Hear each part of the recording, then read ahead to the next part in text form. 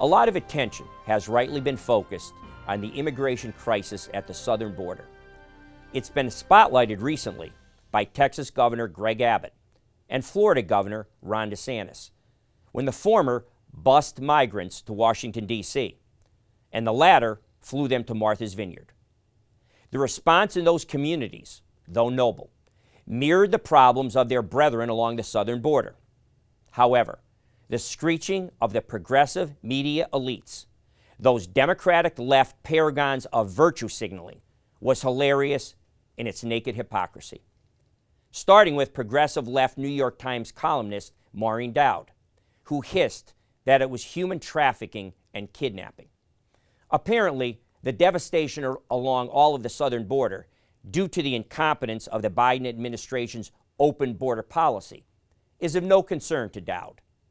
Hysterically, she actually blames American workers, stating, and I quote, "This caper by DeSantis to expose the hypocrisy of Democratic elites shows that migrants simply want to work, which a bunch of Americans don't want to do anymore," end quote. Really?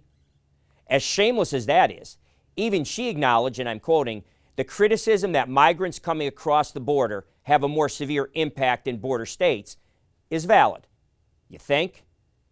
Quoting, "President Biden ignores the border, giving it to Vice President Harris to get under control.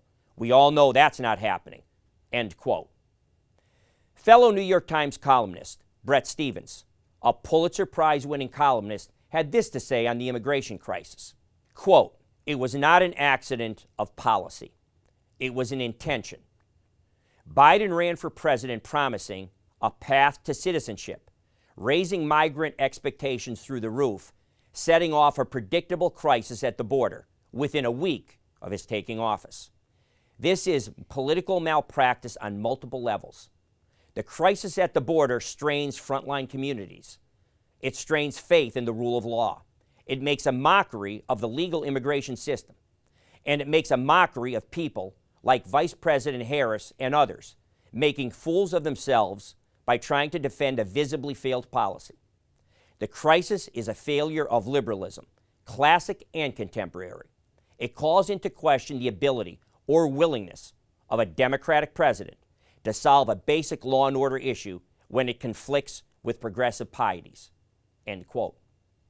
Another Pulitzer Prize-winning journalist, historian, and novelist, Theodore H. White, a liberal icon of the 20th century, who identified the progressive dilemma in his novel, In Search of History. He discussed his own break with the School of Liberal Journalism. He states, I quote, "Liberals believe for every complicated problem, there exists both an intellectual and moral solution, and that they coincide," end quote. White found out that theory, prevalent in faculty lounges and publishers' offices, doesn't translate to real life. White was expressing an issue that we all grapple with. We all know how to do what's morally right, and we all know how not to hurt people. But often it's hard to do both things at the same time.